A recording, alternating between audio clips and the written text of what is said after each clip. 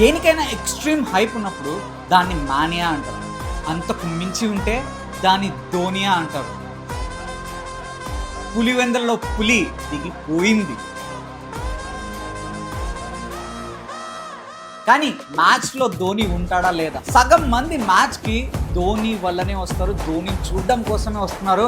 ధోనిని ఒక 2 నిమిషాలు వాళ్ళ కల్లారా చూస్తే చాలురా బాబు, మేము పెట్టిన టికెట్కి పైసా వసూలు అనుకునే వాళ్ళే ఎంతోమంది వెళ్తున్నారు.